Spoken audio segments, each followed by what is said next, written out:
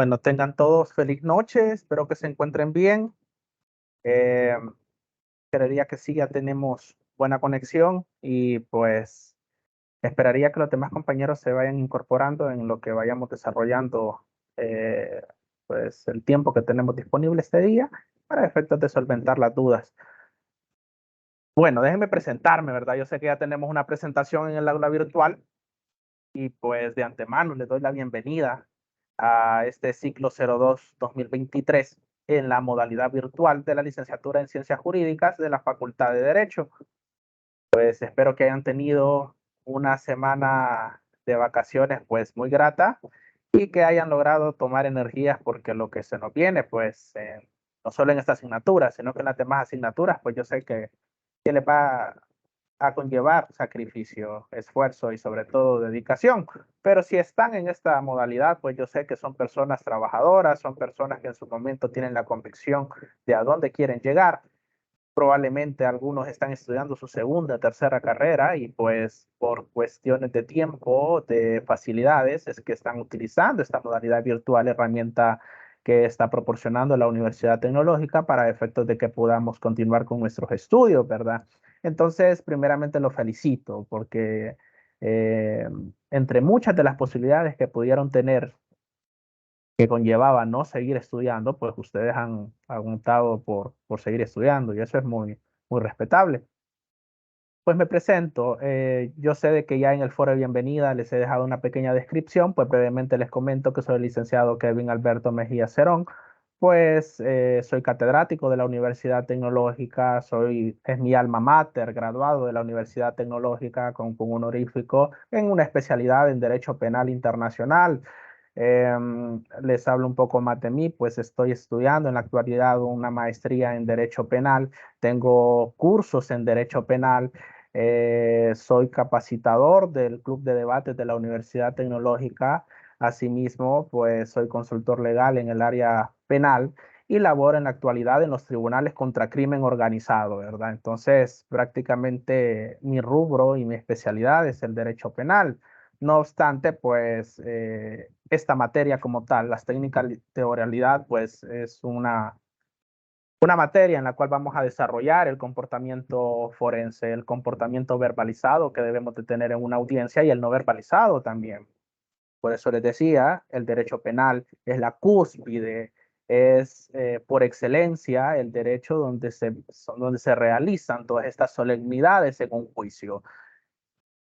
Pero ya vamos a entrar en materia. Ahora bien, les comento de que primeramente me disculpo, ¿verdad? Antes de entrar de lleno, porque tenía problemas para ingresar a la UTEC virtual y es por ello que en su momento no, creo yo que de la primera semana hasta el día jueves pude subirles una resolución muy importante en relación al principio de oralidad como tal pues en su momento un documento en relación a las técnicas de oralidad en materia procesal civil y mercantil.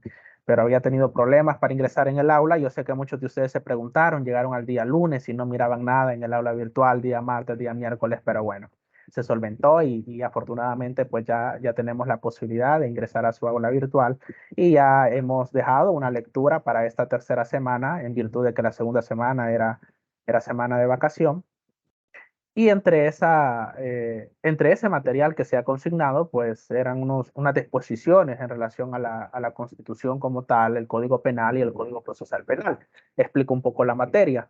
En esta materia, pues, como se denomina técnica de oralidad, muchos de ustedes, y he leído el foro, créanme que el foro participativo para mí ha sido muy grato porque he conocido a muchos de ustedes y también he conocido las perspectivas que tienen de la asignatura.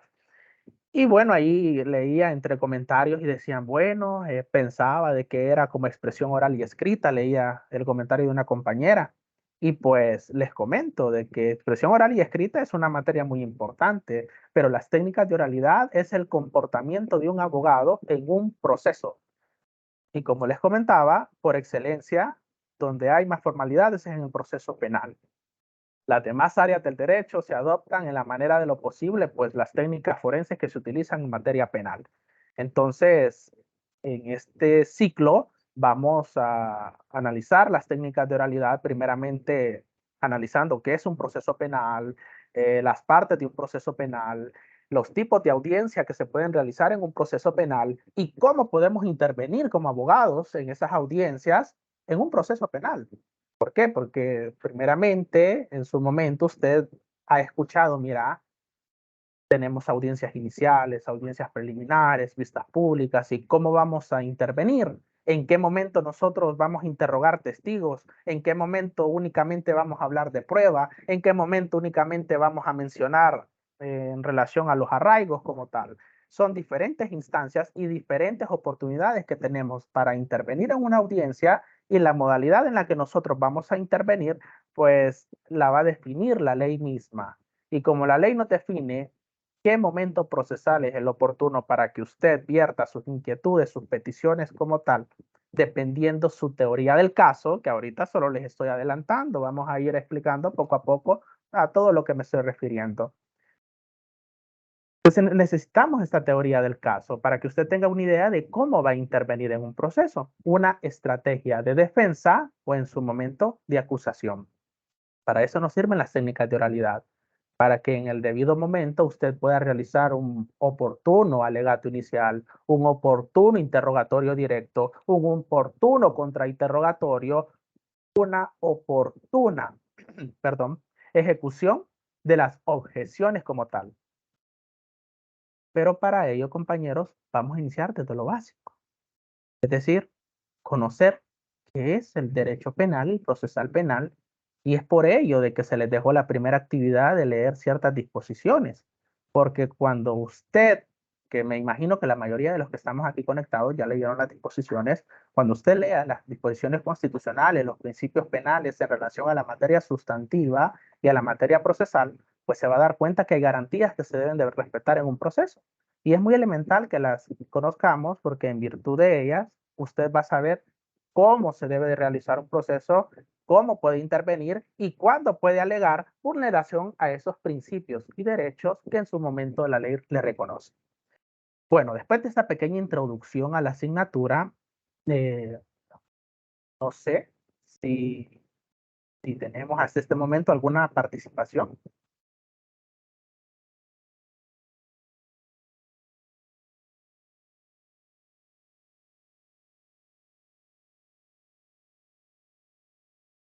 Inquietudes.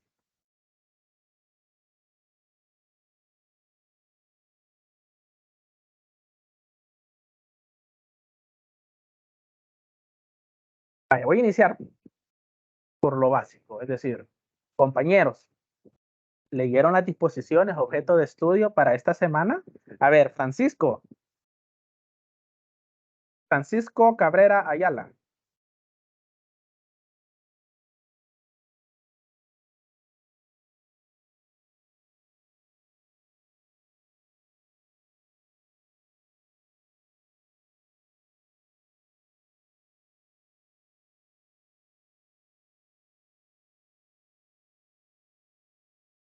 Bueno, está bien, Francisco. Guardado Ponce, Roxana. Buenas noches, licenciado. No he leído todo lo que está, lo que nos ha subido. He ido tratando de poco a poco de empezar a leer, ya que como las diferentes materias y también por lo mismo que usted mencionaba al principio, que no me esperaba que esta materia fuera relacionada a lo penal, lo cual me sorprendió, pero sí me parece de suma importancia. Bueno, entonces vamos a aprovechar algún otro compañero que tenga ya una inquietud, porque la primera etapa de esta reunión es solventar inquietudes. Si no hay inquietudes, pues les vamos a dar un pequeño repaso del material que les he consignado para efectos de que se estudie. ¿Hay alguien que tiene o tenga una inquietud en relación a las disposiciones que se están estudiando?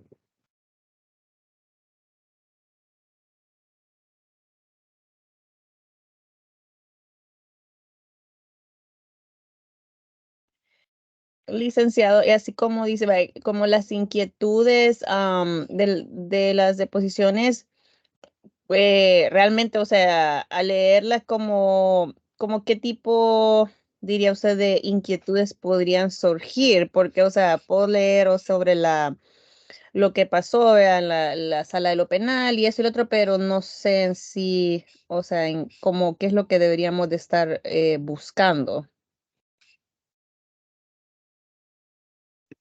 Bueno, les voy a dar un breve recorrido de lo que les he dejado y el objeto de que tiene el material que se les ha consignado para que estudien. No sé si estamos bien así. Por mí sí está bien.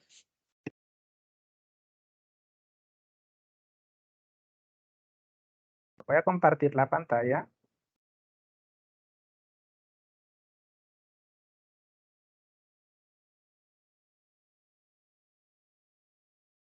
Ya todos pudieron ver la jornalización de trabajo. Sí, licenciado. Sí, así es, licenciado. Muchas gracias, muy amables. Bueno, vean, ¿cuál es el objeto? Y tiene razón la compañera. Es decir, miren, ¿y qué vamos a estudiar? Bueno, aquí está el tema. Garantías constitucionales, principios penales y procesales penales. ¿Qué es el objeto de estudio? Las garantías constitucionales. ¿Qué derechos tenemos constitucionalmente hablando? ¿Qué principios penales se deben de respetar en la normativa sustantiva? ¿Qué derechos procesales debemos de tener en un proceso?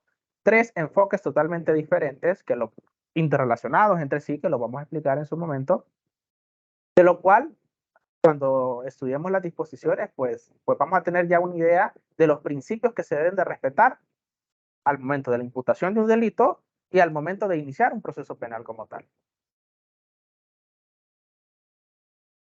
Ese es el tema. Entonces, si iniciamos desde la perspectiva que vamos a estudiar, pues primeramente la unidad se llama la teoría del caso, pero hablar de un caso, usted tiene que saber cómo se crea un caso. Un caso únicamente no puede llegar y decir, mire, en su momento, pues, fíjese de que tengo a Juan Pérez y Juan Pérez se supone que le ha quitado la vida a una persona. Pues usted podría decirme, ahí hay un caso. Pues técnicamente hay un caso. Pero antes de analizar un caso, de que usted tenga una estrategia de defensa, de que usted tenga una estrategia de ataque, según la teoría del caso, que es nuestra unidad, debemos de saber qué principios, qué derechos y qué garantías se deben de respetar a la hora de una imputación de un proceso. Porque al conocer estos principios, estos derechos y estas garantías, usted va a saber si en verdad podemos continuar con una estrategia de defensa, idear alguna estrategia de defensa, idear alguna estrategia de imputación o acusación como tal. Y necesitamos los pilares indispensables que van a sustentar nuestros casos, es decir, las garantías, los principios como tal. Es por ello de que se les ha dejado un material de estudio y ese material de estudio, pues primeramente estudiar nuestra ley. ¿Y qué vamos a estudiar? La Constitución, el Código Penal y el Código Procesal Penal. ¿Qué disposiciones como tal? Pues las lecturas del artículo del 1 al 28 de nuestra Constitución, del 1 al 6 del Código Penal y del 1 al 16A del Código Procesal Penal. Esas son las lecturas para esta semana. Bueno, aquí posteriormente, ¿verdad? Es lo que estamos realizando este momento, la reunión en Teams para efectos de solventar dudas y cualquier otra inquietud que se pueda deducir, pues tenemos el foro explicativo para esta semana. Esa es la jornalización. Ahora bien,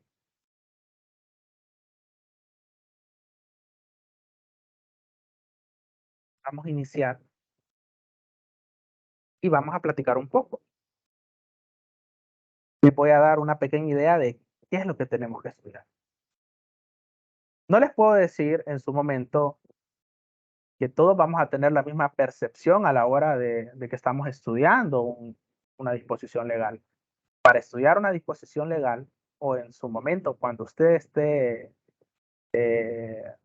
permítame, quiero ver si tenemos más conectados. Tenemos la misma cantidad de conectados. Cuando usted esté leyendo una disposición legal, le voy a recomendar tres cosas.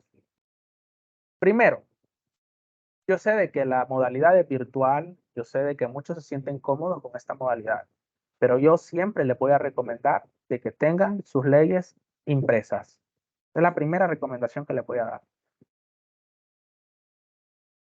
Puede conseguir una recopilación de leyes penales, una recopilación de leyes civiles en su momento para las demás materias, si está en sus posibilidades, si no, pues las imprime, pero téngalas en físico.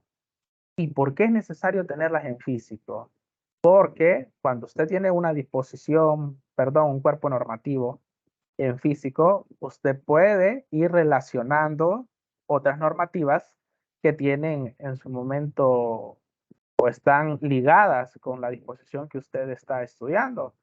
Asimismo, usted puede realizar apuntes a la par de dicha normativa, alguna palabra que considere que necesita su definición, pues usted la puede hacer con su propia mano, ¿verdad? Entonces, a los que les gustan los marcadores, pues puede marcar las partes importantes. Y tercero, ¿verdad? Bueno, primero, tenerla impresa. Segundo, que usted haga las anotaciones en relaciones en su momento y haga pues énfasis en lo más importante. Y tercero, pues que lo haga en un momento donde usted tenga pues un espacio, ¿verdad? Un lugar y tiempo necesario para enfocarse solo en la lectura. Porque yo sé que muchos de ustedes están trabajando. Es más, esta grabación la voy a colgar en el aula virtual, pero en ocasiones necesitan enfocarse al 100. ¿Por qué? Porque cuando van a leer una disposición legal o cuando vayan a estar en su momento, ya sea en la Constitución, Código Penal, Código Procesal Penal, necesitamos una lectura comprensiva. La lectura comprensiva se obtiene cuando usted tiene estos 3 requisitos.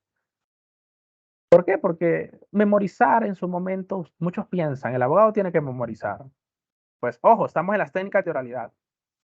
Primer consejo, y se lo estoy anticipando, no memorizar.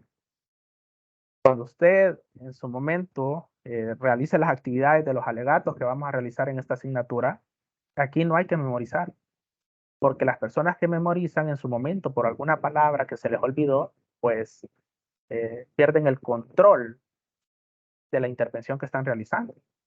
Entonces, en derecho, muchos piensan de que lo importante es memorizar, y no es memorizar, sino que es saber interpretar.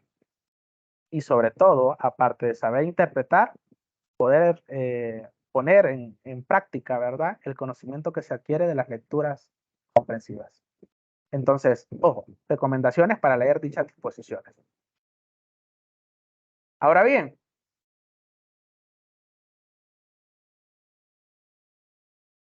como en esta asignatura vamos a hablar de la teoría del caso en la unidad 1 y el alegato inicial, yo no puedo hablar de la teoría del caso en su momento si no conocemos los principios básicos de un proceso penal. ¿Y por qué lo estamos enfocando en el proceso penal? Porque en el proceso penal, compañeros, es el que usa de mayor formalidad como tal. Es en el cual se pone en manifiesto el comportamiento forense de un abogado, ¿sí? Cómo interrogar a un testigo, cómo en su momento realizar un interrogatorio directo, cómo en su momento ofertar prueba, cómo en su momento usted va a alegarle al juez su teoría del caso de defensa. Por ejemplo, si usted está pidiendo alguna absolución por algún excluyente de responsabilidad penal, todo eso lo tenemos que conocer. Y todo el conocimiento previo que usted obtiene lo vierte en la intervención en una audiencia. Antes, nuestro derecho, y hablo en general, nuestro derecho como tal, nuestro sistema jurídico, se caracterizaba por ser eminentemente escrito. Es decir, las intervenciones en un proceso eran totalmente escritas. Pero eso va cambiando, el derecho es cambiante y vamos a iniciar con eso. El derecho es el único sistema normativo como tal que goza de una coercibilidad. Recuerden que el derecho regula la conducta del ser humano y que la conducta que regula del ser humano es para lograr una convivencia social en su momento. Pero si el derecho regula conductas del ser humano, tenemos otros sistemas normativos que regulan dicha conducta. Sistemas normativos religiosos, sistemas normativos éticos, sistemas normativos sociales. Pero el derecho como tal goza de una característica indispensable, la coercibilidad. Es decir, nos pueden obligar a cumplir una normativa. nos pueden interponer sanciones. ¿Y por qué será de que se nos puede obligar a que nosotros cumplamos una disposición legal o que se nos puede interponer sanciones? Porque somos un Estado. ¿Y por qué somos un Estado? Esto ya lo vieron. Somos un Estado porque en su momento reunimos los requisitos: población, territorio, soberanía, verdad, poder, en la famosa teoría del contrato social, Montesquieu, y dicen, bueno, miren, nosotros como sociedad le delegamos el poder al Estado, el Estado se crea como tal y se crea como un instrumento político jurídico. ¿Con qué instrumento político jurídico? Con la Constitución. Cuando se crea la Constitución como tal, pues nos dicen, miren, ustedes, población, van a tener derechos y garantías, pero aparte de tener derechos y garantías, pues vamos a tener instituciones que les reconozcan esos derechos y garantías. Y como Estado, estamos obligados a respetarles esos derechos y garantías, pero como ciudadano, usted se somete al Estado.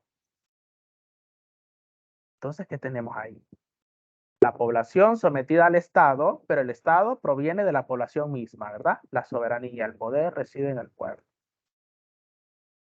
Entonces creamos la Constitución, y la Constitución, por medio del constituyente, establece principios y garantías, derechos fundamentales, establecidos para algunos autores una clasificación dogmática y orgánica de la Constitución misma, parte dogmática desde el artículo 1 al 120, parte orgánica del 121 y siguientes, en donde tenemos una pequeña clasificación, ¿verdad?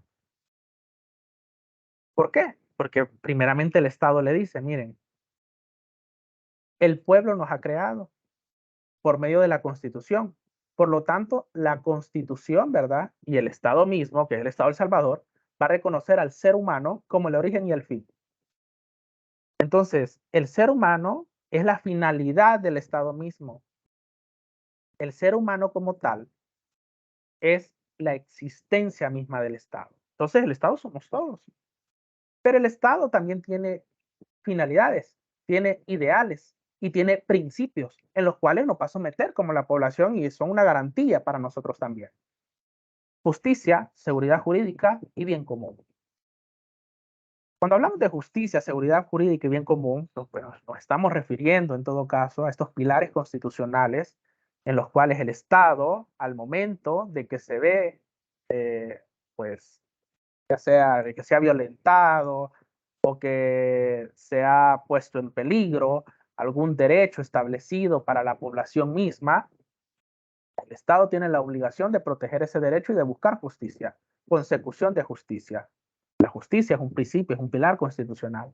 La seguridad jurídica como tal, bueno, para aquella persona que en su momento se le siga un proceso y si se le condena o se absuelve, pues esta persona ya no va a vivir en la inseguridad que otra vez lo van a procesar por lo mismo. Hay una certeza jurídica, una certeza del derecho, denominado constitucionalmente como seguridad jurídica.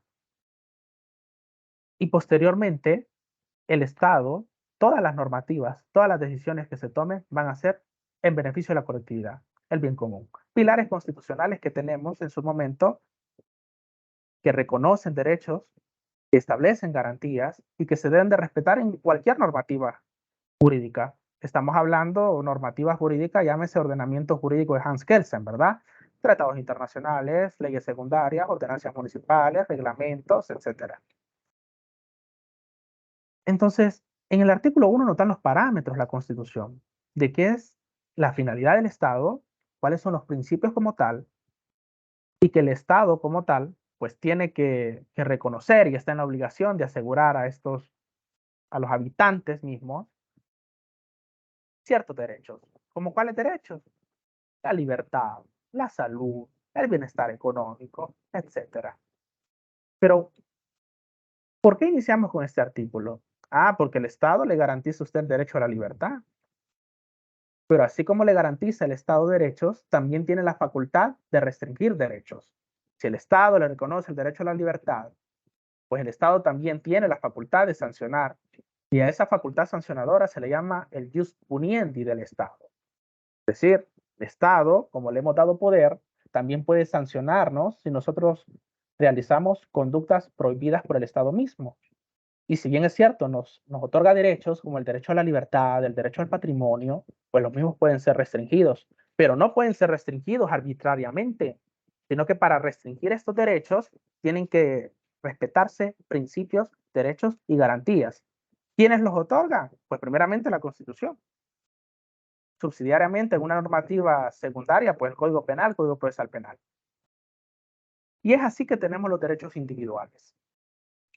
¿Por qué? Porque únicamente no solo tenemos derecho a la justicia, seguridad jurídica y bien común, sino que desde el artículo 2 y siguientes, ahí le dice que usted tiene derecho a la intimidad, usted tiene derecho a la integridad física, usted tiene derecho al patrimonio, a la propiedad como tal, ¿verdad? Y le da una serie de derechos, a la libertad de asociación.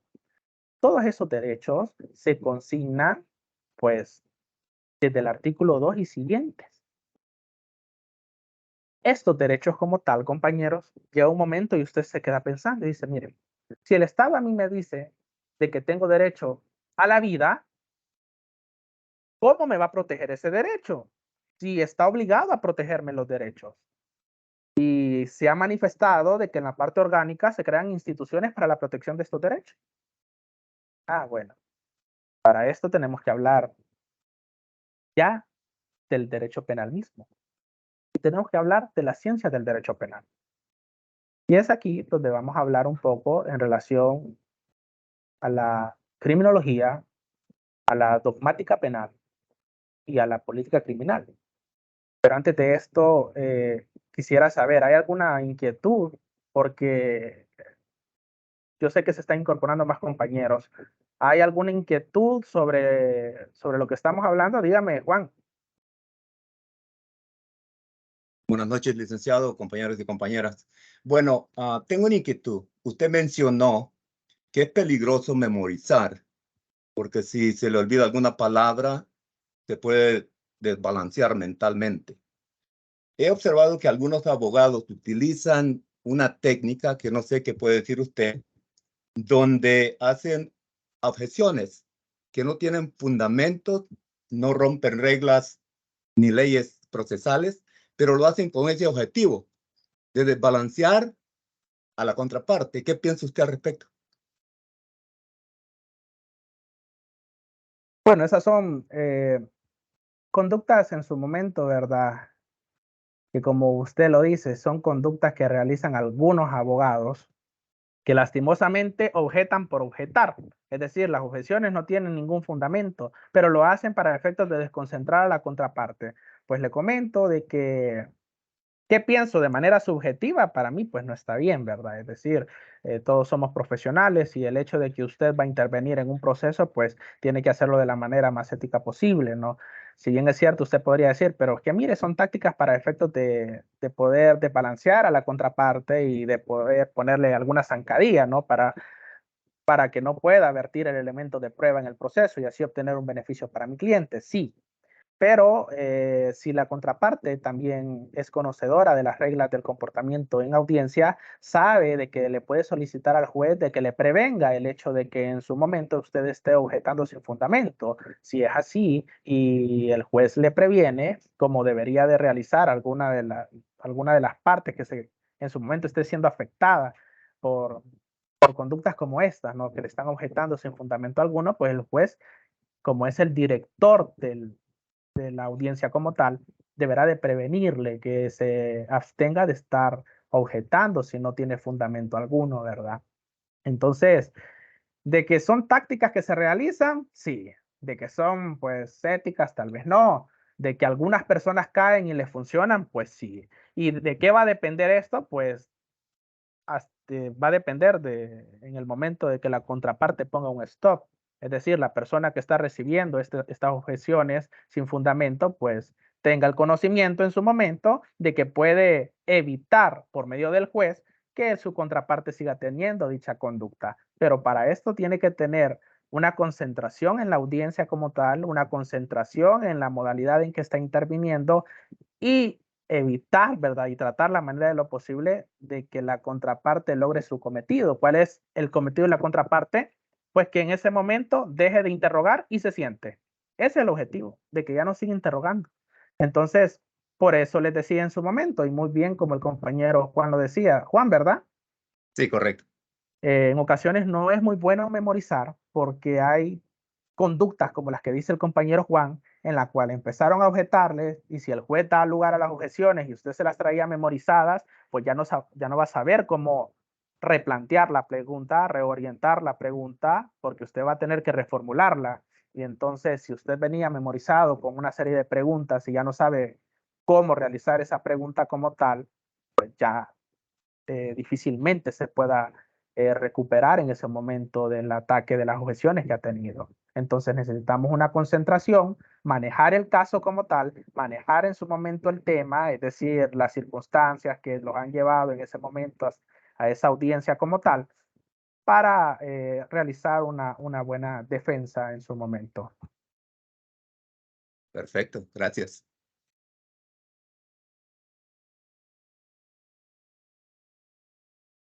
Bueno, continuamos. Decíamos, miren, y si esos derechos y esa garantía de que el Estado le reconoce, ¿cómo vamos a saber si el Estado las va a proteger? Ah, bueno, tenemos que hablar de la dogmática penal, de la política criminal y en su momento, pues, tenemos que hablar de la criminología. ¿Por qué vamos a hablar de la ciencia del derecho penal? Bueno, ¿y por qué había intervenido esto? Ya me acordé. No sé, quisiera hacer un sondeo. Cuarto ciclo, ¿verdad? Es la asignatura. No sé si ya están llevando procesal penal 1 o derecho penal 2.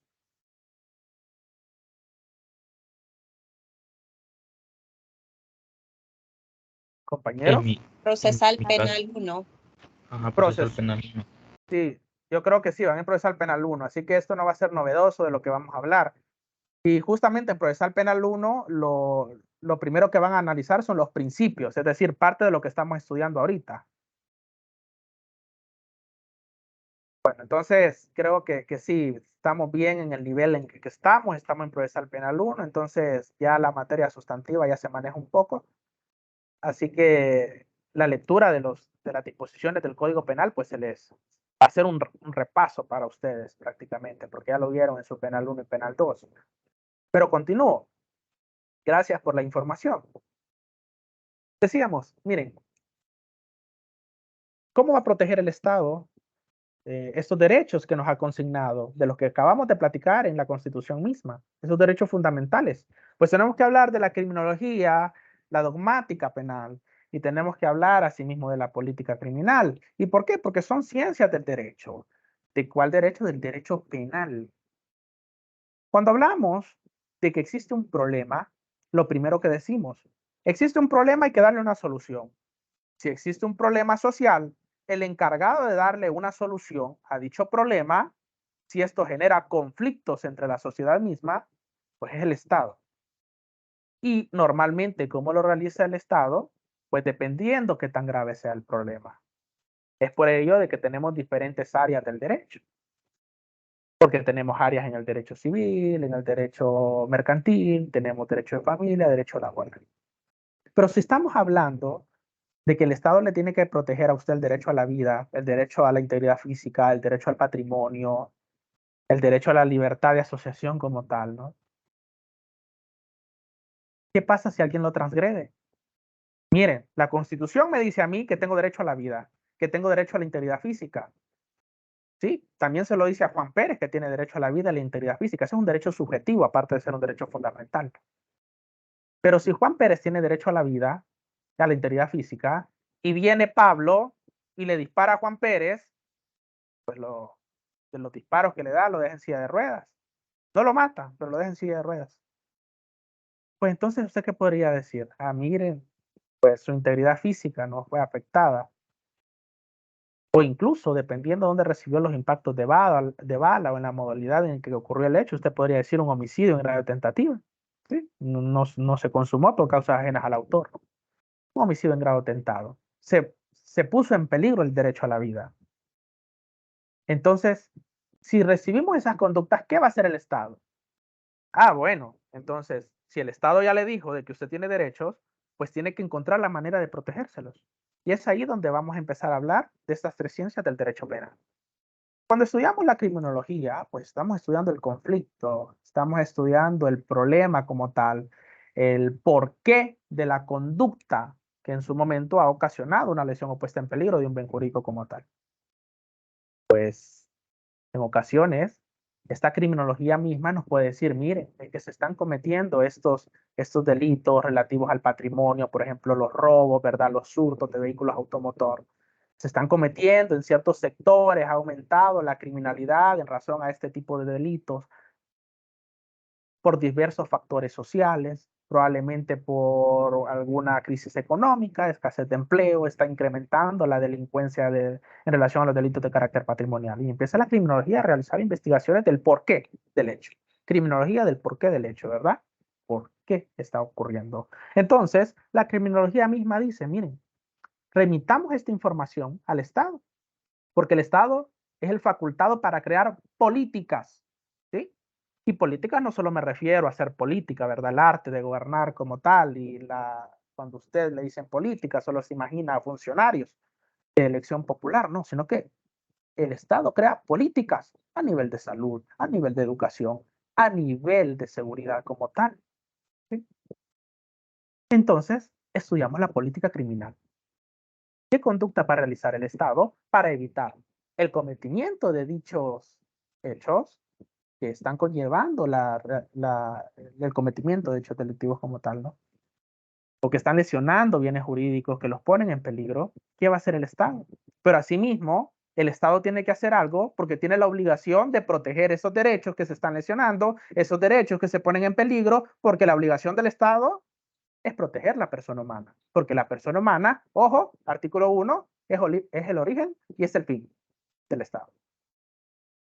Bueno, entonces, tiene que hacer algo el Estado. Utiliza la política criminal.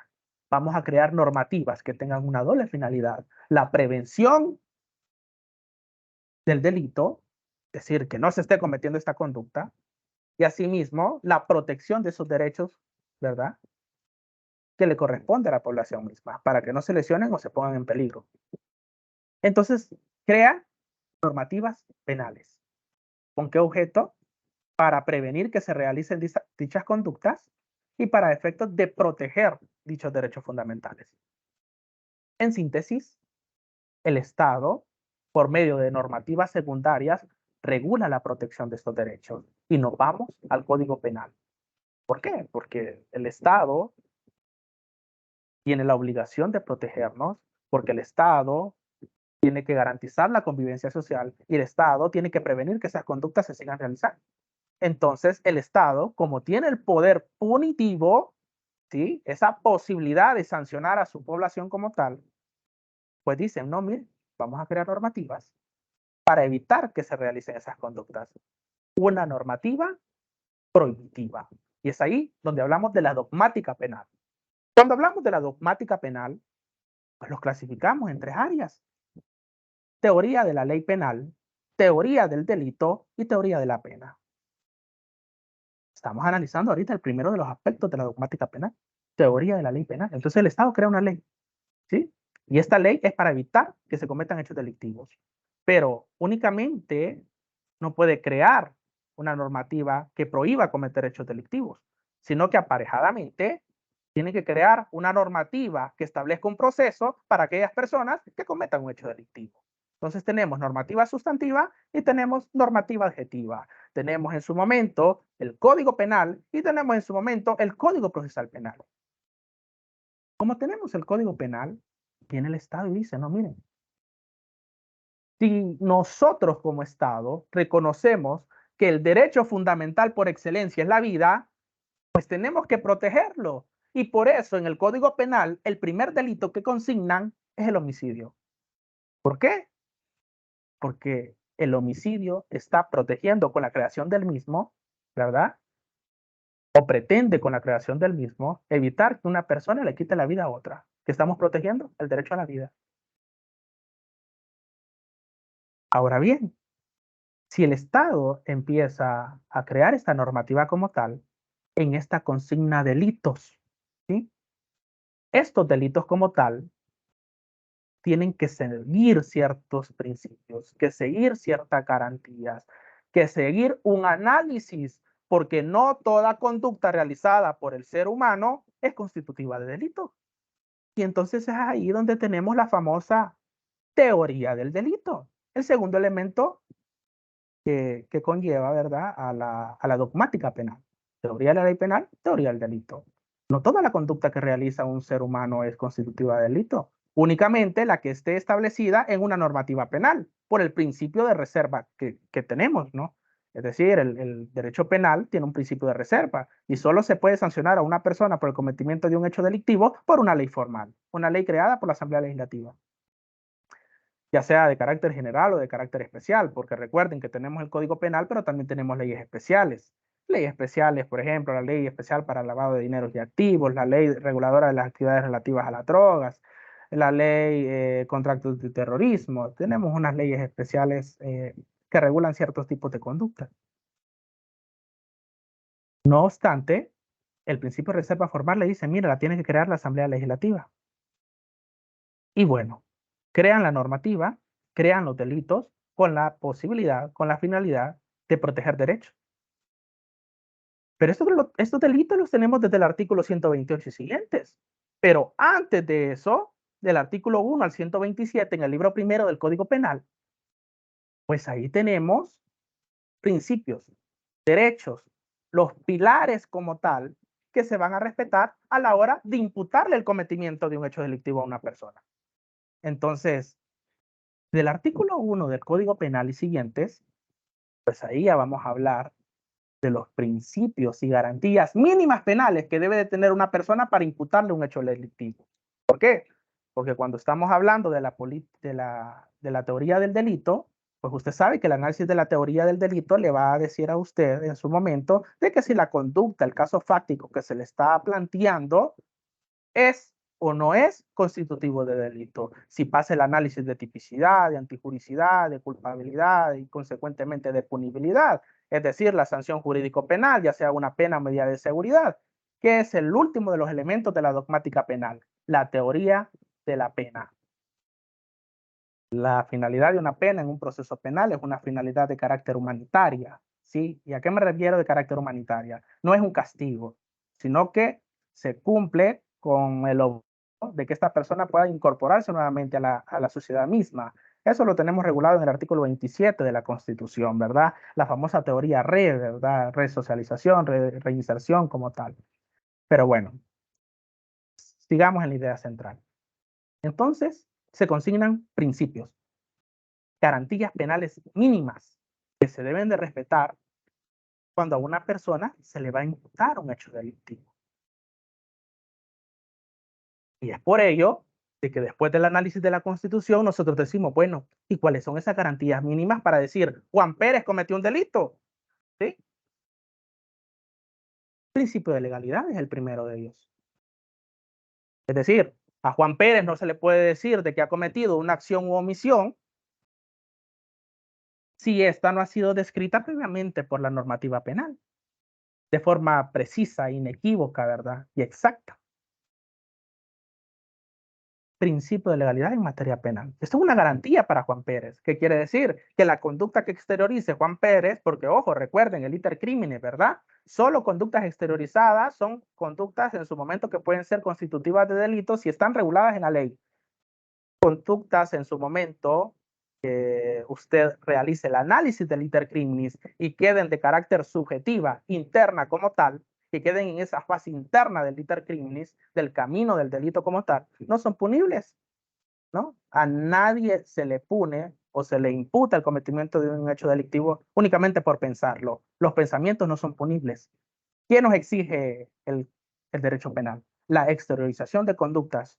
Si usted exterioriza una conducta y esa conducta se puede adecuar a un tipo penal, entonces ahí podemos hablar de que puede intervenir el derecho penal.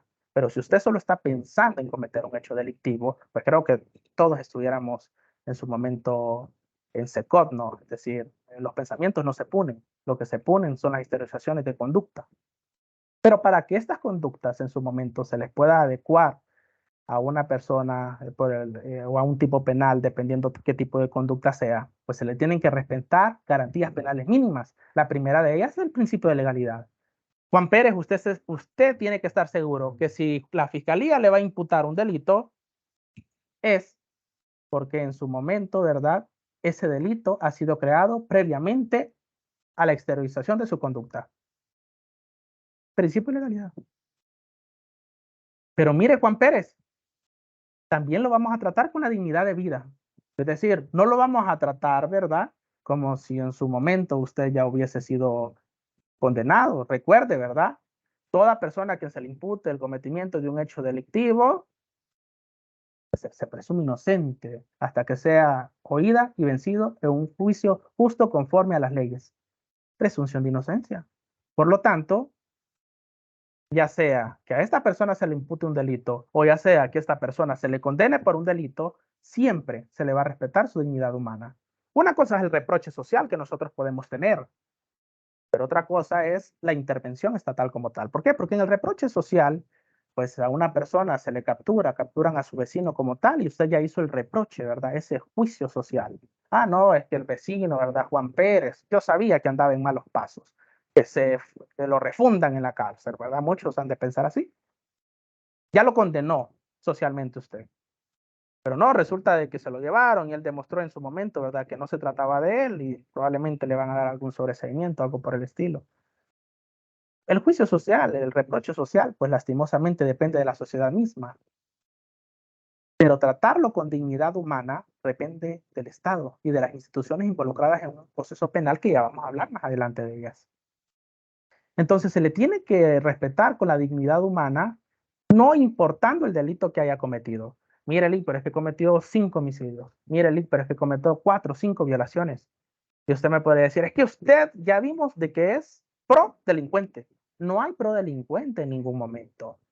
Somos garantes de los derechos humanos, que es cosa totalmente diferente. Es decir, toda persona, sin importar el delito que haya cometido, tiene el derecho a ser oído y vencido en un juicio previo conforme a las leyes.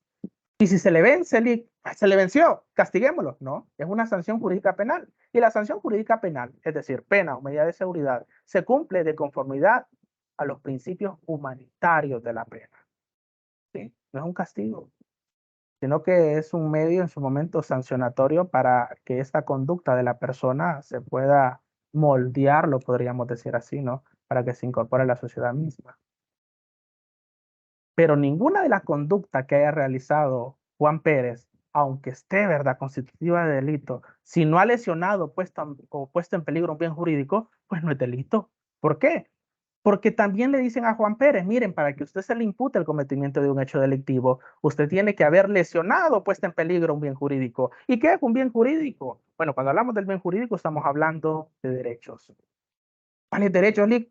Recordemos, derechos fundamentales, los que leímos previamente en la normativa constitucional.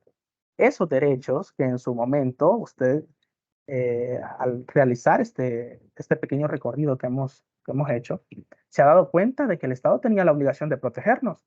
Y como tiene la obligación de protegernos, creó delitos.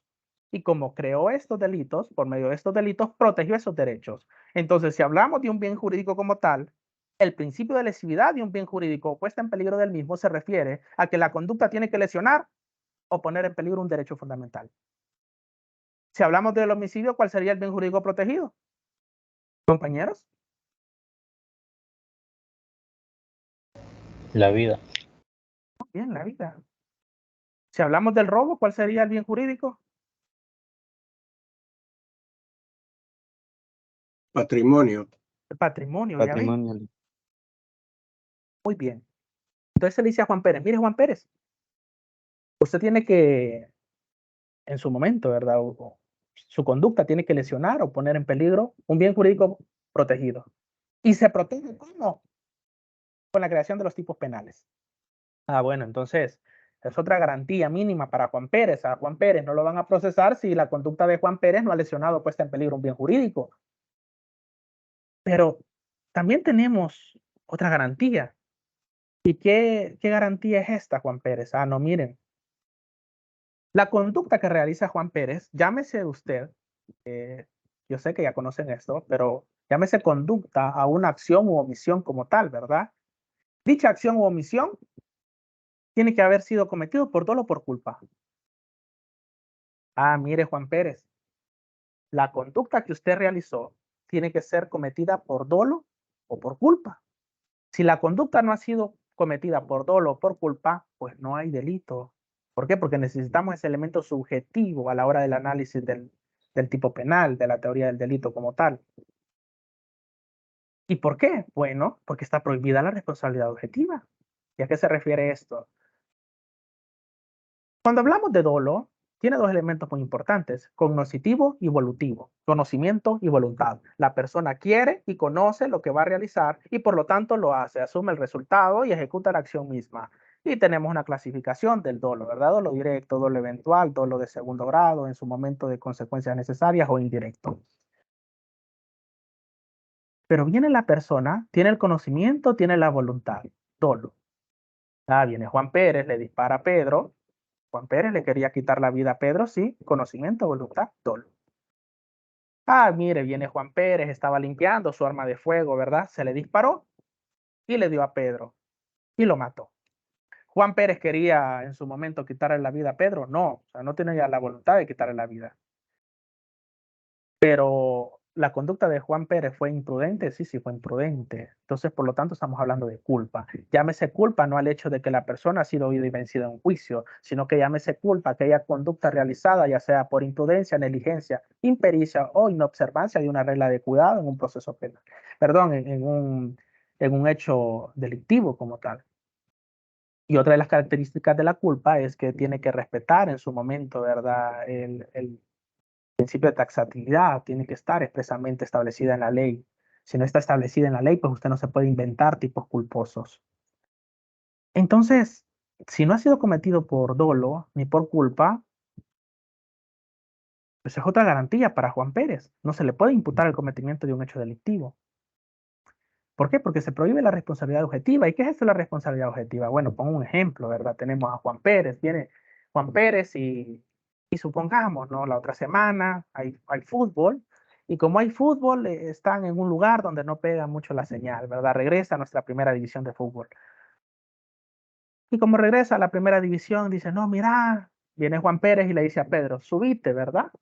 Al techo y tú ve ahí con la antena, estála moviendo hasta que logremos verla. Entonces viene Pedro, se sube al techo, Juan Pérez le está avisando, sí, ahí se mira, no se mira. En ese momento le cae un rayo a Pedro y muere. Todos los que estaban en la casa son testigos de que Juan Pérez mandó a Pedro al techo. Pero ahora viene el análisis que le conlleva en su momento. Mire, Pedro estaba en el techo, sí, pero ¿qué conducta realizó Juan Pérez? Juan Pérez le dijo que subiera al techo. Ah, pero estamos hablando de una conducta con dolo o con culpa. No, mire, es que, ¿cómo iba a saber Juan Pérez que iba a caer un rayo? No, en ningún momento, no, ahí no hay dolo, él no puede controlar el tiempo para saber, lo voy a mandar para matarlo porque le va a caer un rayo. No, ahí no hay dolo, tampoco hay culpa, no, es que mire, fue imprudente mandarlo al techo, no, si es que, ¿cómo iba a saber él que iba a caer un rayo? No, pero es que mire, si Juan Pérez no hubiese mandado a Pedro, pues no se hubiera muerto. Eso es responsabilidad objetiva y está prohibido. ¿Por qué? Porque la responsabilidad objetiva solo establece en su momento la dirección, en su momento, pues solo establece, solo considera, perdón, el resultado de la conducta misma, no la dirección del actuar. Miren, Juan Pérez mandó a Pedro, Pedro está muerto. Si Juan Pérez no lo hubiera mandado, Pedro no muere. ¿Qué estamos analizando ahí? El resultado. Pero ¿cuál fue la dirección de la conducta? No, porque la dirección de la conducta no llevaba dolo ni culpa. Por lo tanto, ahí no podemos hablar de que estamos hablando de una responsabilidad subjetiva, sino que una responsabilidad objetiva. Por lo tanto, pues ahí no estamos hablando de delito. Ahora bien, aparte de esto, Juan Pérez, ahora que ya sabe de que la conducta que comete tiene que ser por dolo o por culpa, tiene que saber de que en su momento procesal oportuno se le llega a establecer alguna posible desvirtuación, ¿verdad? Se ha desvirtuado la presunción de inocencia y se le ha vencido en un proceso, pues tiene que saber que las sanciones jurídicas penales tienen que ser proporcionales. Y hablamos del famoso principio de proporcionalidad o de necesidad como tal. Es decir, ya sea una pena o una medida de seguridad que se puede interponer a una persona va a ser proporcional de conformidad a la gravedad del hecho cometido. No podemos tener penas desproporcionadas, ¿verdad? Por conductas insignificantes como tal. Es por ello de que tenemos en el artículo 18 del Código Penal una clasificación del hecho punible y lo dividimos por delitos y por faltas. A ver, ¿cuál es la diferencia entre un delito y una falta?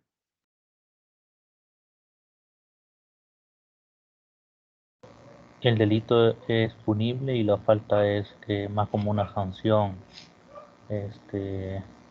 económica, por ejemplo.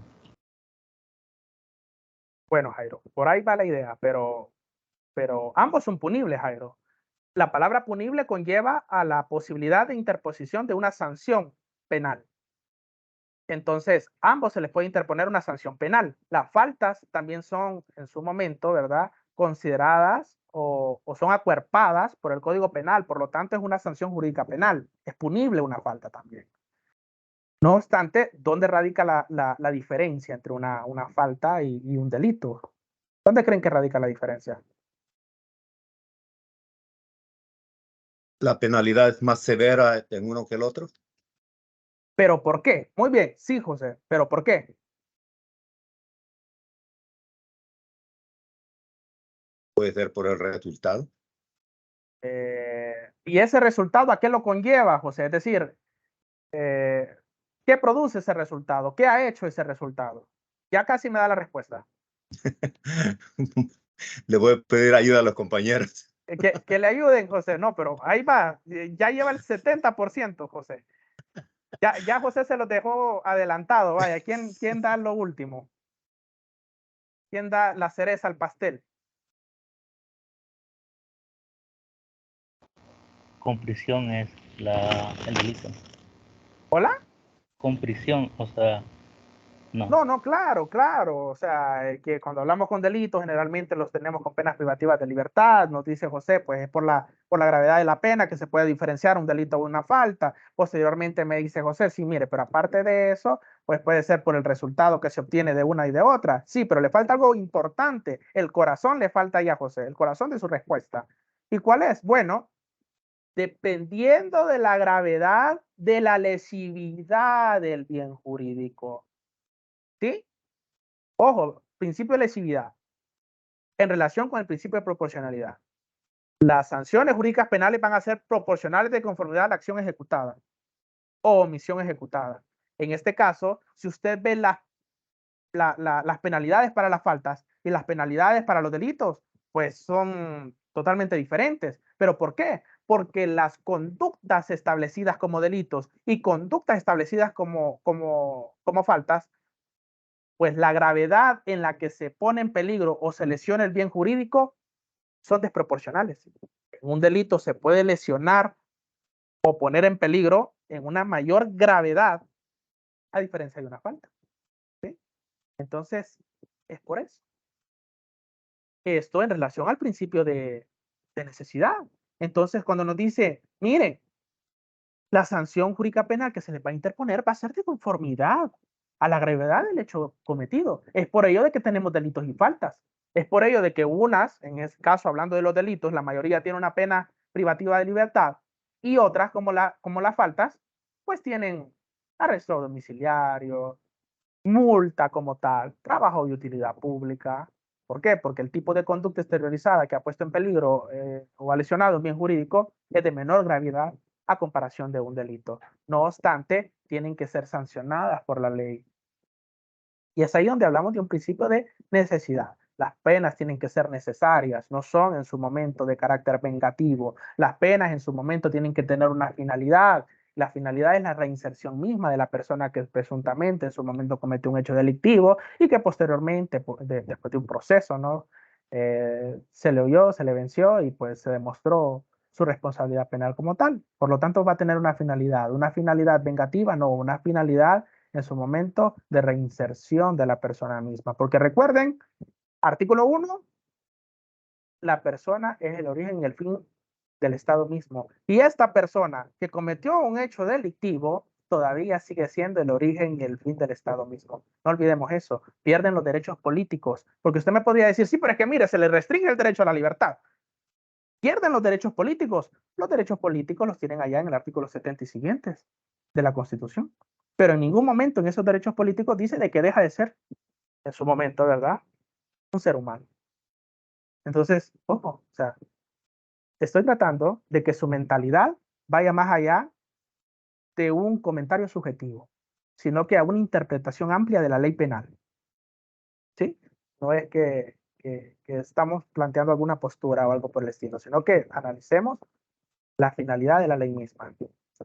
Ahora bien, si usted me dice, bueno, mire, ya tenemos pues el conocimiento de qué son los derechos fundamentales, del por qué tenemos que conocer estos principios como tal, del por qué tenemos que conocer las garantías penales mínimas para la imputación de un hecho delictivo. Pues si Juan Pérez cometió un hecho delictivo y Juan Pérez le disparó a Pedro y le quitó la vida, y ya sabemos que le estamos respetando las garantías penales mínimas establecidas en el artículo 1, 6 y siguientes, ¿verdad?, del Código Penal, porque ahorita es del 1 al 6 el objeto de estudio de la semana. Posteriormente vamos a ir desglosando más disposiciones legales. ¿Por qué, compañeros? Porque esto, lo que vamos a desglosar, van a ser sus fundamentos para intervenir en una audiencia. Si es que en una audiencia no vamos a llegar y decir, su señoría, resuelva como a derecho corresponda porque usted es una eminencia y yo confío en su fallo. ¿Qué le dijo ahí al juez? No le planteó nada de su caso, no le planteó su estrategia de defensa, no le planteó si es fiscal su estrategia de ataque para demostrar la imputabilidad del cometimiento de hecho delictivo. Entonces, en la normativa sustantiva, ahí tenemos la base de una teoría del caso. Ahí tenemos la base de una estrategia de defensa o de una estrategia de imputación como tal. Pero no podemos hablar de la teoría del caso si no sabemos cuál es la base para nuestros argumentos en una teoría del caso. En su momento, ¿verdad?, en un caso pues, que se les ponga o se les represente para efectos de que usted ejerza la defensa como tal. Ahora bien, ya sabemos que se le tienen que respetar esas garantías mínimas, ¿no?, a Juan Pérez, y Juan Pérez dice, bueno, entonces ahora ya sé de que el delito tiene que estar previo, que se me respeta mi dignidad humana, de que en su momento se tiene que lesionar o poner en peligro un bien jurídico como tal, que yo ya sé que es un derecho en relación a la Constitución, ¿no? Y aparte de eso, la conducta que he exteriorizado, porque no puede ser interna, sino que externa, ya sea acción u omisión, tiene que ser cometida por dolo o por culpa, porque se prohíbe la responsabilidad objetiva como tal, y que la sanción jurídica penal en su momento, en caso de que se me vence en un proceso, pues va a ser proporcional al hecho de que se supone de que he cometido. Entonces, hablemos ya de ese proceso. Mire, si ya tenemos unas garantías penales mínimas de la imputación, entonces, ¿será que tenemos unas garantías mínimas procesales en materia penal? Pues sí las tenemos.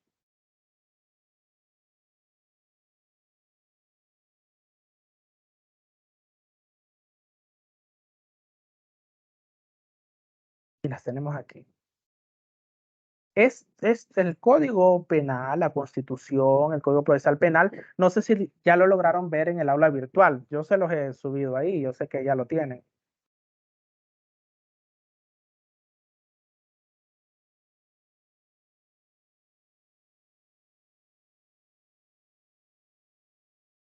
¿Siguen ahí? Buenas noches. Sí, licenciado, Sí, aquí estamos. licenciado. Ya, ya le dimos una leída. Ok. Es que siento, no sé si ya se me durmieron o quedamos hasta aquí y ya el Código Procesal Penal, porque ya vi que ya me pasé de la horita, o gustan que terminemos con el Código Procesal Penal. Está bien interesante la charla, licenciado, y estamos bien concentrados en todo lo que está hablando. Así que por mí, no hay problema, sigámosle. Entonces, muchas gracias, la verdad. Y le voy a quitar unos minutos más, no se preocupen, no va a ser mucho, pero vamos a terminar las ideas. Yo sé de que me están siguiendo y les agradezco, ¿verdad? Pues yo sé que también que por motivos de fuerza mayor muchos no nos pueden acompañar en este momento. En la asignatura tengo 90 personas inscritas y pues ahorita tengo 14. Pero esta grabación se la voy a subir y yo sé que en su momento oportuno la van a escuchar, porque ojo, es objeto del parcial. Así que esto también se los adelanto, ¿no?, que esto es objeto del parcial también.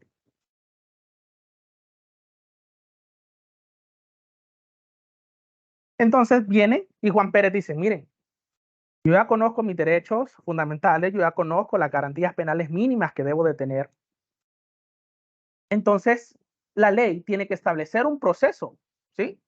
Porque la ley en su momento en la Constitución me dice, toda persona se le presume inocente hasta no ser oída y vencida en un juicio previo conforme a las leyes. Un juicio previo conforme a las leyes. Juicio previo conforme a las leyes. Artículo 1 del Código Procesal Penal, juicio previo. O sea, todos los principios y derechos derivan de nuestra Constitución, compañeros. Es por ello de que estamos estudiando la Constitución también, porque nuestro derecho penal tiene que ser garantista. Nuestro derecho penal tiene que respetar los pilares constitucionalmente establecidos. Que nuestro derecho penal no puede ser arbitrario. Y es aquí donde llegamos al proceso adquisitivo con tendencia acusatoria. El material que en su momento les compartí lastimosamente, ¿verdad?, que ha fallecido en estas semanas, el licenciado ex magistrado de la Sala de lo Penal, Miguel Durel. Entonces, muy bueno, créanme, muy buen material para hablar de los principios en su momento desde la óptica constitucional relacionados en un proceso penal adversativo.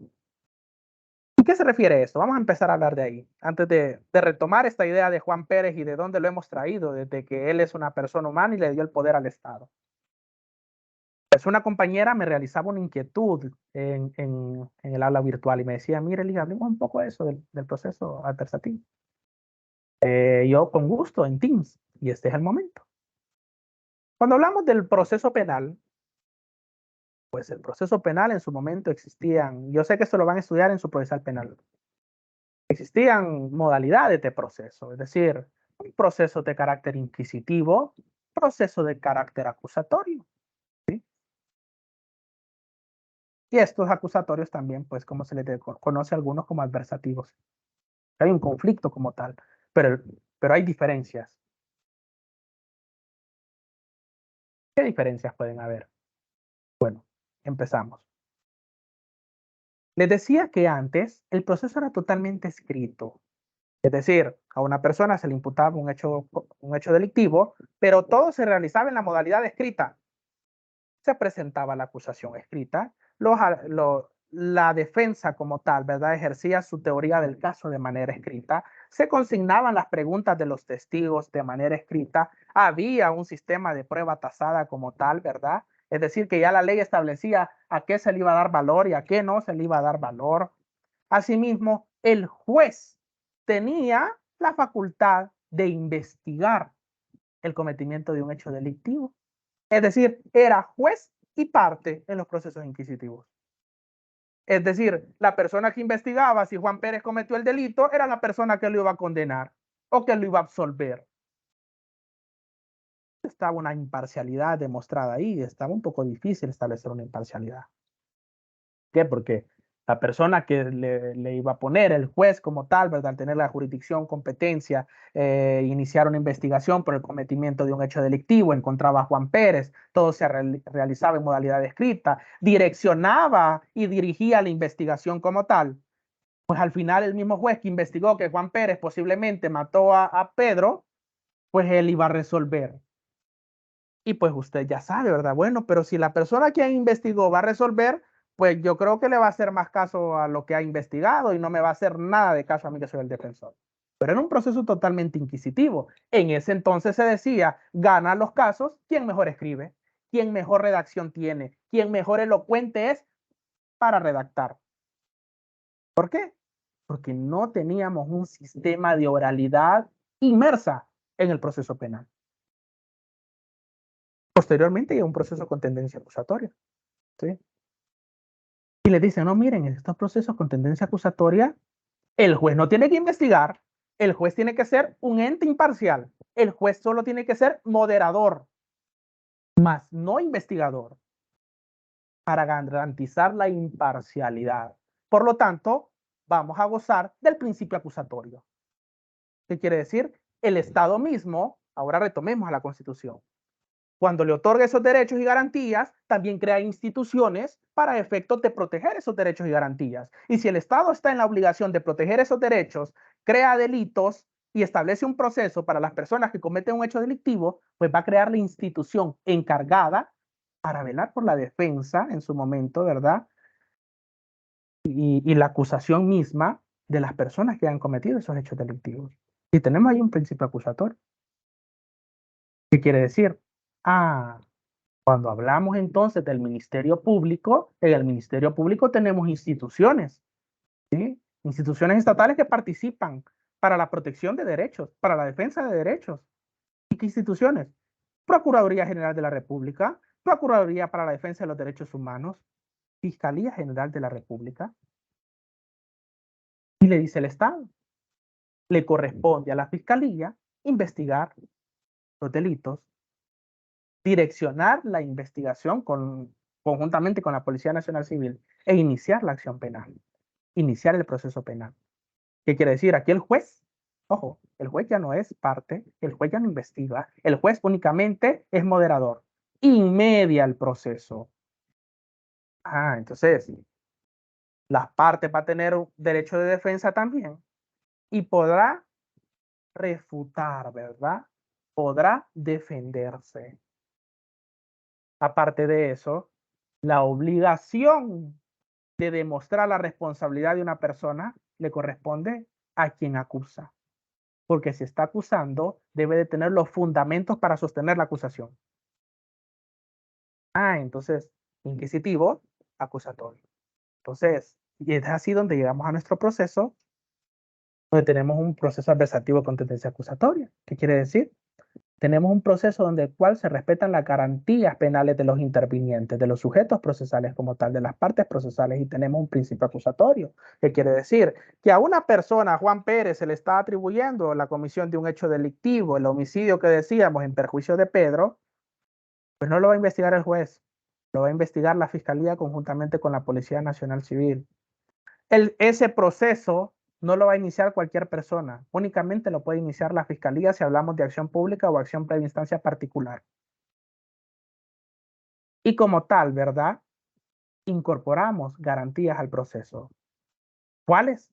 Las garantías penales mínimas, constitucionales que debe de tener un debido proceso penal. Y es ahí donde vamos a iniciar desde el juicio previo. ¿Y por qué incorporamos estas garantías penales mínimas como tal en un proceso? Bueno, porque a la larga, cuando el juez en su debido momento vaya a pronunciarse, ya sea sobre la responsabilidad penal de esta persona o sobre la inocencia de la misma, pues tiene que tener elementos de convicción. Pero para llegar a esos elementos de convicción, se debieron de respetar los derechos y garantías que se les han consignado a estas personas. ¿Y por qué digo estas personas? Porque hablo de los sujetos procesales. Es decir, todos los que pueden intervenir en un proceso penal, iniciando con ellos la Fiscalía General de la República, quien es el ente acusador. En su momento, el juez, quien es el ente que inmedia. El imputado como tal, que es el ente a quien se le está atribuyendo el hecho delictivo. La víctima como tal, en su momento, que es la persona que ha recibido la conducta delictiva. En los casos en los que hablamos de delitos que tenga un bien jurídico de carácter individual. Sí, porque podemos tener bienes jurídicos de carácter difuso, donde no hay una víctima determinada. Por ejemplo, les puedo decir a ustedes, hablemos del delito de agrupaciones ilícitas, del artículo 345 del Código Penal. Y yo les voy a invitar a ustedes, díganme quién es la víctima. Díganme si Juan Pérez o María es la víctima. Y no me lo van a decir. ¿Por qué? Porque el bien jurídico es la paz pública. Es, en su momento, ¿verdad? Un bien jurídico de carácter difuso, no es individual. Entonces, en aquellos delitos en los cuales el bien jurídico sea de carácter individual, pues puede participar la víctima totalmente y tiene derecho a intervenir en el proceso.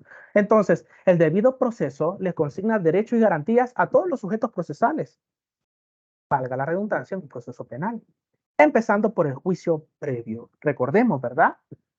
Oído y vencido conforme a las leyes preexistentes en un juicio previo. ¿Y qué nos quiere decir esto? Miren, a toda persona que se le esté atribuyendo en su momento un hecho delictivo como tal, se le tiene que someter a un juicio oral, público, ojo, oral, público, llevado a cabo conforme a los principios de la Constitución, el Código Procesal Penal y las demás leyes. ¿Sí? ¿Qué quiere decir? Miren, A esa persona que se le pretende condenar, no se le puede condenar ni interponer una pena o medida de seguridad como tal, ¿verdad? Si no es mediante una resolución judicial. Es decir, una garantía, ¿verdad?, de que esa decisión va a ser emitida mediante una resolución judicial. ¿A qué se le denomina esto? Sentencia. Si es que ha terminado el proceso de manera común, porque tenemos formas diferentes o alternas de terminación de un proceso, pero estamos hablando de un proceso que termina de manera común.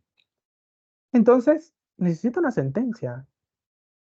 Y esta sentencia como tal tiene que ser emitida por un juez. Y esa tiene que ser emitida posteriormente a un juicio oral y público. Y es aquí donde ya estamos entrando en tema. Los procesos penales, entonces, por excelencia, son orales. Entonces, un proceso penal, nosotros no vamos a ganar porque escribamos mejor. Nosotros no vamos a ganar porque somos elocuentes para redactar. Un juicio penal es un juicio oral y público.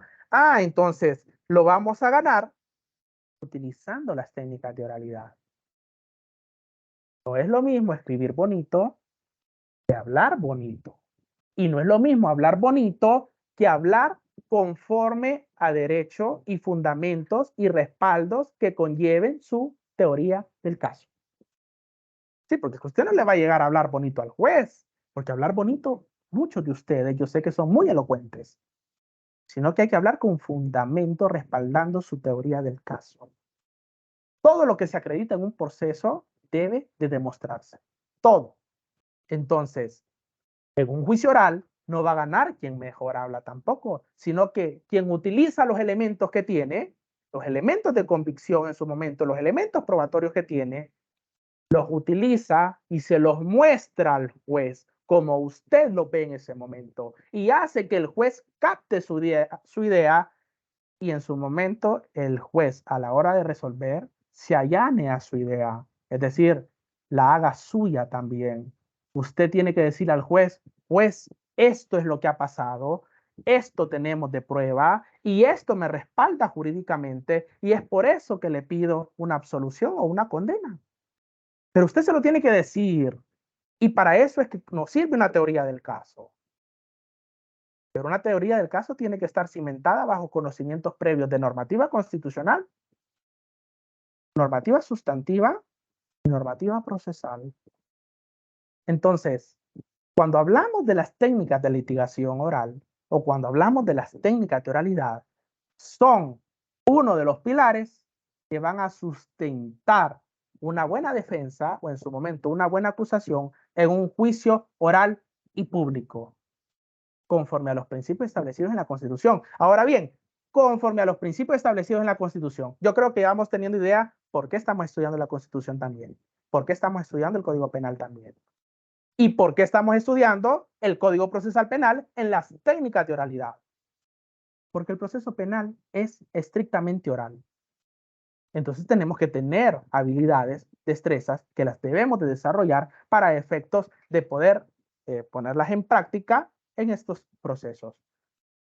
Y como hablamos de un proceso, el proceso tiene etapas y en cada etapa hay una función de cada una de las partes y dependiendo de esa función va a ser la pretensión y asimismo su postura de conformidad a la teoría del caso. Por ejemplo, adelantándome un poco, en una audiencia inicial, usted no va a ir a pedir la condena de un imputado si estamos iniciando el proceso.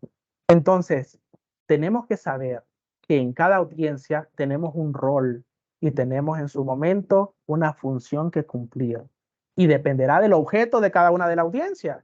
Por eso tenemos que saber en qué consiste el proceso, cuál es el objeto de cada una de las audiencias para poder plantear una teoría del caso. Y eso que todavía no hablamos de lleno que es una teoría del caso. Ojo, pero estamos hablando de los principios como tal. Ahora bien, miren, si a usted le garantiza el Estado de que le va a dar en su momento una pena, que no va a consignar en su momento una pena a medida de seguridad, si no es por una sentencia firme que tiene que ser dictada por un juicio oral, por un juicio público, pues miren, también tenemos de que esa sentencia tiene que ser emitida por un juez. Es decir, tenemos la garantía de un juez natural. No puede ser un juez una persona jurídica. ¿Saben cuál es la diferencia entre una persona jurídica y una persona natural?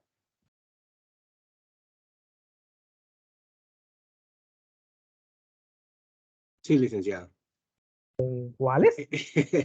Bueno, persona natural soy yo, pero una persona jurídica sería, digamos, una organización, digamos, ¿verdad? Muy bien, Lucio. Cuando hablamos de una persona natural, es una persona que goza de personalidad jurídica como tal y aparte de eso es una persona física, existente, tangible. Una persona jurídica es aquella creada por una pluralidad de personas naturales que crean esta institución que le da vida jurídicamente, no obstante, pues físicamente no existe, ¿no? Es decir, no podemos decir vos, Textiles S.A.D.C.B. y referirnos a un ente físico, sino que es un ente abstracto, una ficción legal creada, constituida por una pluralidad de personas naturales que conlleva la capacidad y goce para crear una de estas personas jurídicas como tal, que deben de cumplir con requisitos para inscribirse, etcétera. Pero muy bien, Lucio. Eso es. Ahora bien, continuando, decíamos, miren, se les tiene que respetar la garantía del juez natural, pero aparte de respetar la garantía del juez natural, se le tiene que respetar el principio de legalidad del proceso. ¿Por qué? Porque si a una persona se le va a respetar el principio sustantivo de legalidad, es decir, que la conducta cometida tiene que estar previamente establecida en el cuerpo penal para atribuírsele, para imputársele, pues también el proceso tiene que estar previamente establecido para imputársele a esta persona en su momento, ¿verdad? Esta configuración del hecho delictivo e iniciar el proceso como tal. Es decir, se prohíben los procesos o tribunales ad hoc. ¿Ya han escuchado de los tribunales ad hoc? No en mi caso, licenciado. Muy bien, Lucio. Ya ahorita vamos a escuchar un poco de los tribunales ad hoc, no se preocupe. ¿Alguien ha escuchado de los tribunales ad hoc?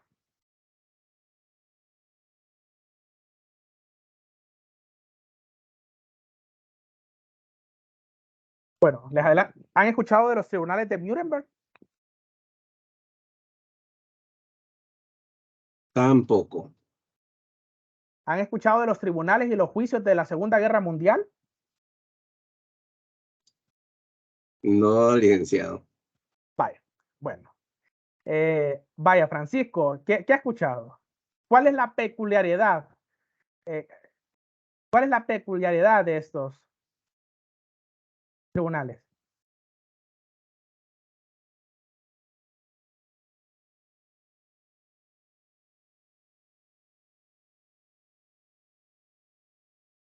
Claro, claro, tienen una tendencia política, pero la peculiaridad es que la Segunda Guerra Mundial, cuando termina, ¿verdad? Ya después que termina la Segunda Guerra Mundial, se crean los tribunales de Nuremberg para efectos de sancionar esos delitos cometidos en su momento de carácter de lesa humanidad, ¿no? En contra de la población.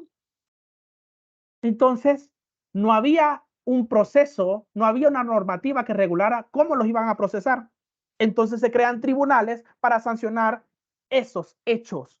Tribunales ad hoc, que quiere decir, los tribunales se crearon después del cometimiento de la conducta punitiva. Se crearon justamente para ese caso en concreto.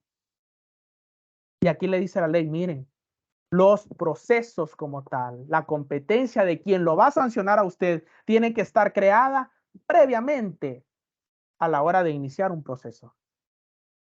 Entonces aquí le está garantizando la legalidad del proceso. El proceso no se va a crear para juzgarlo a usted. El proceso va a estar creado y una vez creado, usted puede ser juzgado conforme a ese proceso. Principio de legalidad del proceso como tal.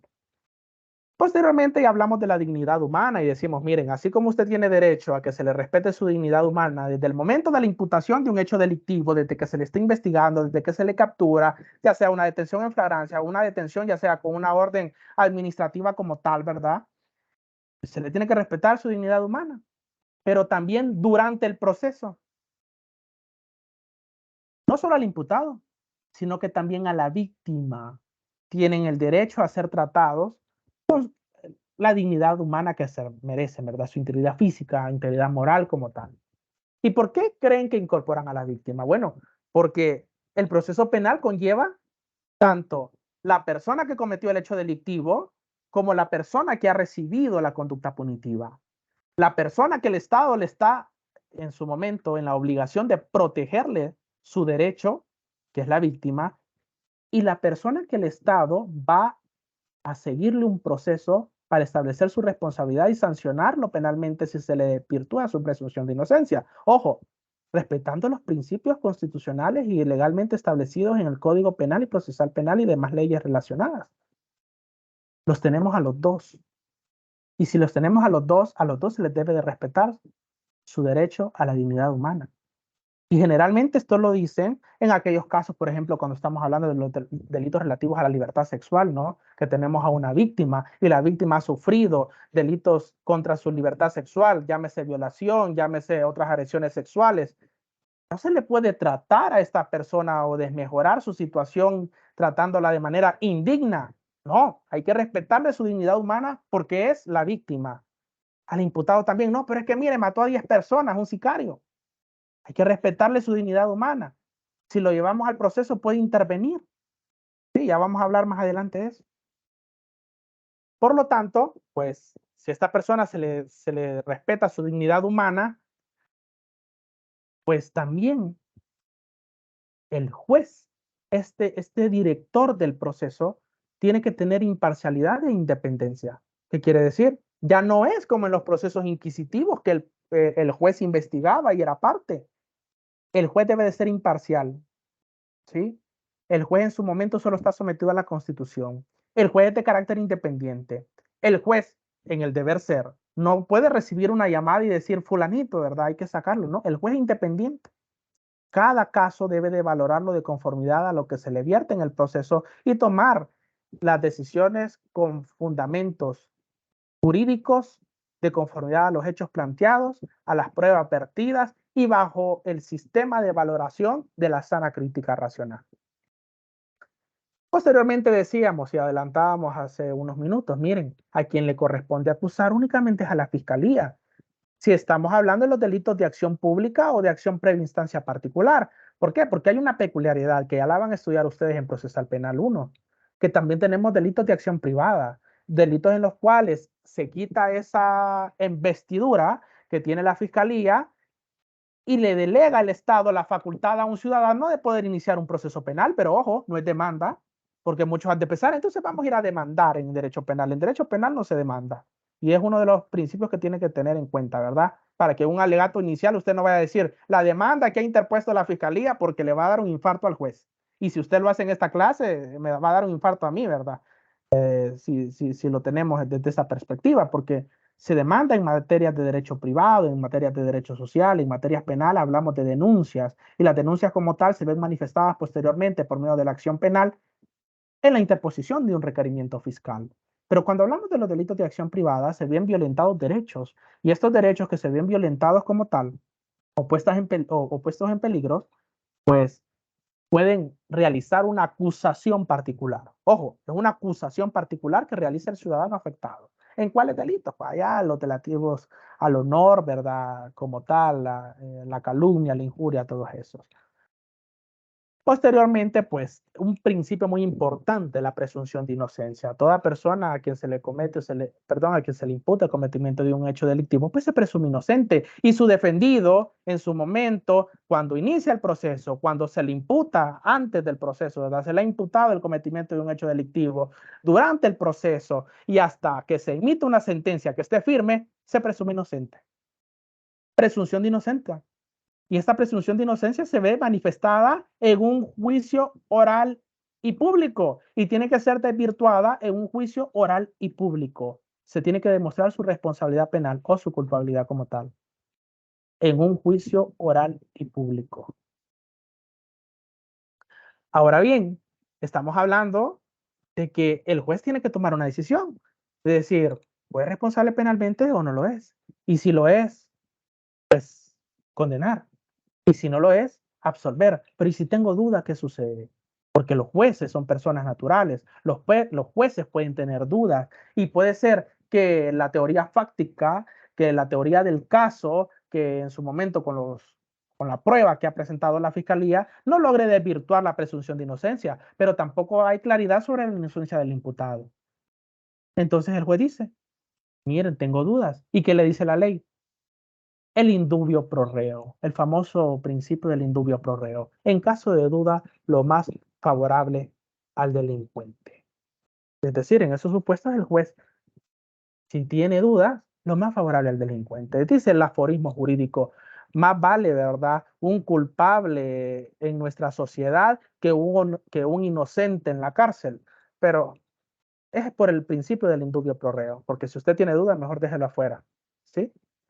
Ahora bien, posteriormente tenemos otros principios que van a ir estudiando ustedes y que en otras sesiones vamos a poder ir retomando y que nos vamos a quedar hasta aquí porque yo sé que ya les estoy quitando mucho tiempo. La sesión era de 1 hora, pero no obstante nos hemos tomado un tiempo más. Pero ahorita los he encaminado. No sé si ya se sienten encaminados a cómo vamos a trabajar durante este ciclo. Los escucho, Juan. Primero Juan y después, si hay una inquietud, después quiero escucharlos si ya se sienten encaminados. Juan, dígame. Well, definitivamente estoy bien impresionado con la presentación y considero que vamos a aprender bastante. Pero, sí, dígame. No, lo escuchamos, Juan, con gusto. Tengo 2 inquietudes. La número 1, ¿tiene usted algún PowerPoint que pueda compartir relacionado con esta presentación? Muy bien, Juan, fíjense. PowerPoint, no, pero les puedo realizar uno, no hay ningún problema. Lo que les voy a compartir es el tema que prácticamente no lo pudimos desglosar, la teoría del caso. Les voy a compartir una presentación con audio explicándoles la teoría del caso y voy a retomar los principios que hemos tomado y se los voy a consignar en un documento como tal para efectos de que puedan ser estudiados. Normalmente, pues, estas clases o estas charlas, porque no los veamos como clases, son charlas, ustedes prácticamente son ya con el conocimiento de penal 1, penal 2, ya podemos tener una conversación de derecho sustantivo, ustedes ya son parte de mis colegas.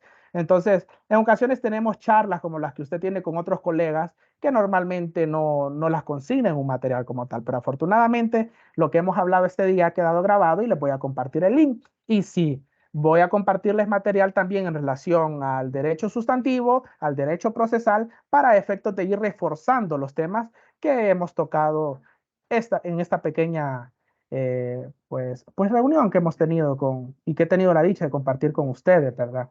Pero sí, Juan, yo les voy a compartir el material que tenga en relación a los principios, en relación tanto sustantivos como procesales, de lo que hemos hablado este día. Con mucho gusto. Recordemos de que tenemos más semanas en las cuales nos vamos a estar, pues tenemos todo un ciclo, la verdad, prácticamente es nuestra primera reunión, pero vamos a tener la dicha de estar todo un ciclo en el cual cada semana vamos a estar compartiendo más material, vamos a estar en controles de lectura y vamos a estar reuniéndonos. Y asimismo, pues vamos a realizar actividades porque, ojo, técnicas de oralidad, necesito escucharlos.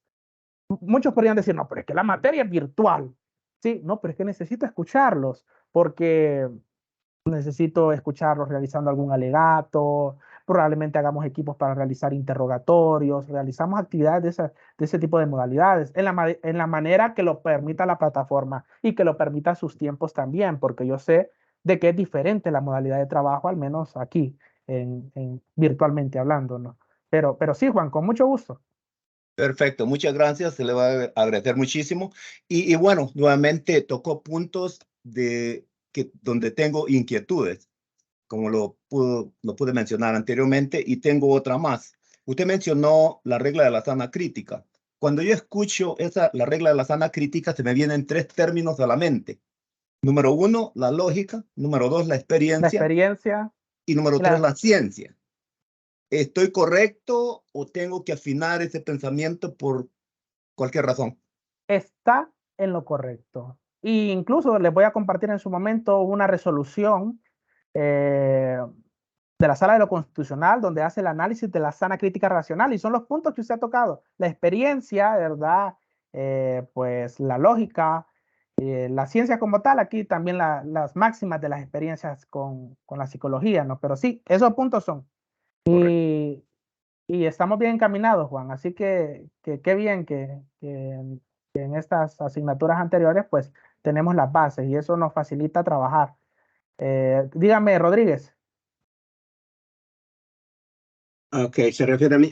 Sí, licenciado, quiero una aclaración, porque en derecho procesal penal que estamos llevando, estamos tocando el caso también o estamos estudiando acerca del sistema inquisitorio acusatorio mixto. Entonces, usted mencionó allí y dijo que permítame, que por excelencia el proceso penal en El Salvador, quizás a eso se refería, es acusatorio. Pero en algunos temas, en derecho procesal penal también se ha mencionado de que tiene partes mixto. inquisitivas. Es sí, mixto. Sí, es mixto. Por eso Entonces, decía adversativo con tendencia acusatoria. Tiene más del derecho acusatorio, pero sí tenemos, por ejemplo, un requerimiento fiscal se presenta en escrito. Entonces tenemos parte también del derecho inquisitivo. Por eso muchos dicen que es mixto, porque tenemos parte del sistema inquisitivo y del acusatorio. Muy bien, Rodríguez. gracias.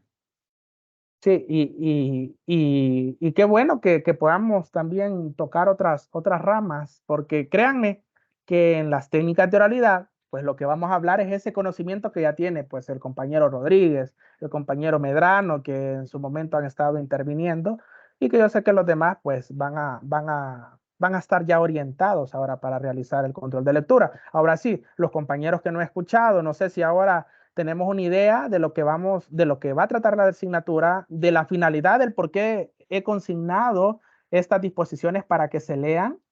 No sé si ahora sí estamos encaminados. Sí, licenciado, ha quedado bastante claro todo con la información que nos ha dado. Así es que para mí va a ser bienvenido, si es posible, cada semana unas explicaciones de estas, porque para mí son necesarias. No, yo lo entiendo, compañero Lucio. Y bueno, créame, vamos a hacer lo posible en la medida de que la plataforma lo permita, porque sí también tenemos como ciertos minutos en los cuales nos establece como parámetro la universidad que podemos reunirnos. No obstante, pues yo con gusto le subo videos explicativos en PowerPoint o audios o alguna charla así como esta, aunque no los tenga aquí, pues se la subo y si no, pues vamos a procurar, ¿verdad?, de reunirnos más seguido. Por mí no hay ningún problema, pero así como voy a tener la dicha de dirigirme hacia ustedes, también los tengo que escuchar. Y eso es algo que ya les estoy diciendo desde hoy, ¿no?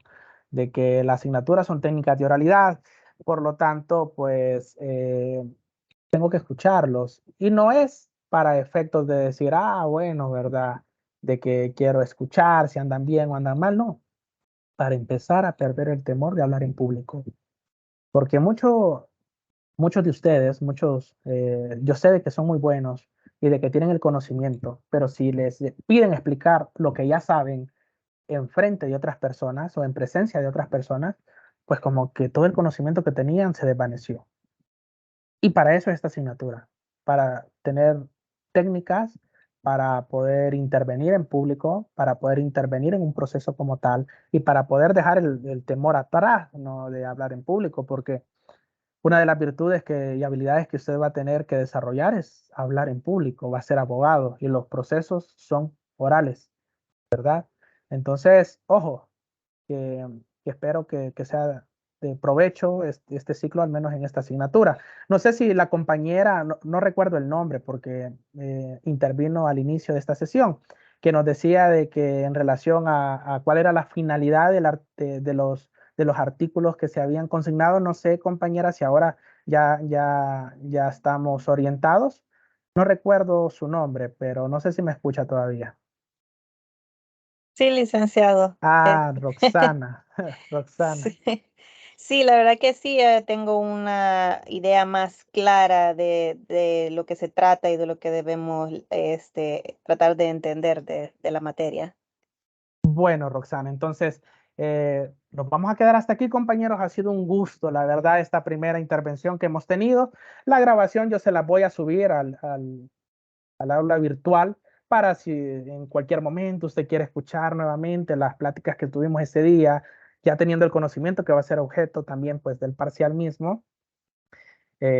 Pues se la voy a dejar en el aula virtual. También para las personas que no se pudieron conectar, pues van a tener que escucharla posteriormente. Asimismo, les recuerdo que tenemos el foro, ¿verdad?, de inquietudes, en el cual su servidor está pendiente y trata la manera, ¿verdad?, en los espacios que me quedan, pues de responderle de la manera más atenta.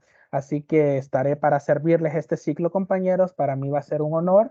Y pues cualquier inquietud nos quedamos a su orden. Pasen feliz noche y la próxima semana vamos a realizar una actividad que se las voy a subir en el aula virtual, ¿verdad? Pero va a ser siempre en relación al análisis de los principios, probablemente algunos casos, un caso, dos casitos que vayan a resolver, viendo si se ha vulnerado o no algún principio procesal como tal, o penal como tal de las garantías penales mínimas. Pero como ya tenemos una idea, ya estamos encaminados en relación a la charla que hemos tenido este día, pues estoy seguro que todos van a tener su 10, ¿verdad?, en la actividad. Así que compañeros, cuídense mucho, pasen feliz noche y pues nos escuchamos posteriormente y les haré saber la próxima reunión, en qué fecha será y las temáticas que podemos tocar en la misma. Cuídense. Buenas noches, licenciado. Gracias por todo. Muchas gracias, Lick. Buenas noches, Lick. Feliz fin de semana. Feliz noche, Lick.